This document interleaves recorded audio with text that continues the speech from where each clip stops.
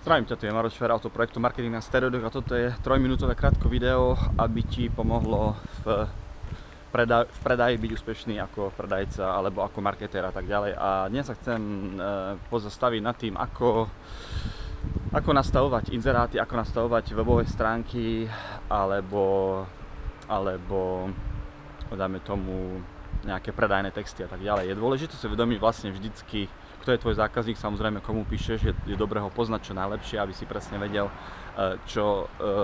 aké myšlienky má v hlave, aké má potreby samozrejme a v čomu treba pomôcť a tak ďalej a tak ďalej.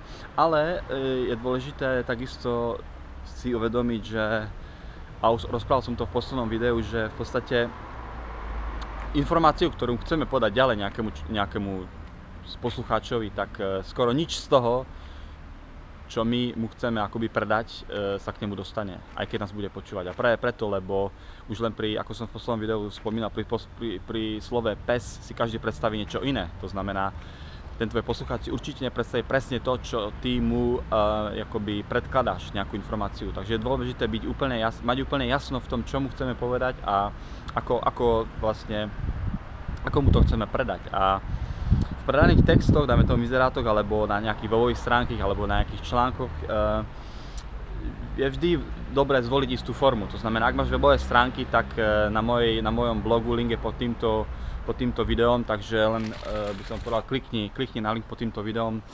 Je tam veľmi dobrá informácia od rakeťáka Erika Hoffmana o tom, ako nastavovať napríklad webové stránky, samozrejme, takže pozri si to určite. Vždy je dôležité vyvolať nejakú reakciu toho čitateľa, toho inzerátu alebo návštevníka stránky. To znamená, vždy chceš, aby buď si získal jeho kontakt, alebo aby ťa on kontaktoval nejakým iným spôsobom.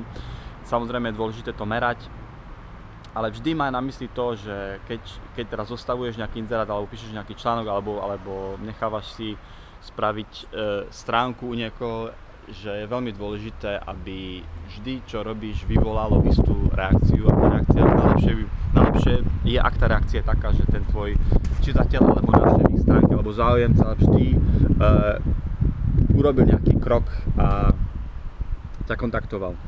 Ako napísať takýto text je tiež dôležité, pretože niekedy nechceš, aby ťa kontaktovali ľudia, ktorí majú milión nejakých otázok, ktoré už môžeš odpovedať, dáme tomu vo svojom inzeráte. Čo znamená, čím konkrétnejší budeš tej skupine ľudí, ktorých chceš osloviť, tak tým lepšie. Napríklad som dával príklad, myslím, že v nejakom inom článku na mojom blogu, kde si dáme tomu daňový poradca a chceš oslovať ľudí len, ktorí majú istý príjem, dáme tomu dáme tomu, ja neviem, 5000 eur mesačne a chceš práve týmto ľuďom pomôcť s daňovým priznaním, tak samozrejme je dobre to úplne presne túto informáciu uviesť aj vo svojom inzeráte alebo na svojich stránkach, aby ti samozrejme nevolali zbytočne nejakí ľudia a tak ďalej a tak ďalej. Viac informácií na mojom blogu, klikni pod toto video na link a tam o tom píšem viac. Je tam aj ďalších niekoľko príkladov a na stránky teda, aby si vedel, ako možno by si mohol skúsiť nastaviť svoju stránku, aby si mal lepšie výsledky a sú tam aj nejaké ďalšie informácie, ktoré ti pomôžu v podnikaní. To je všetko do mňa.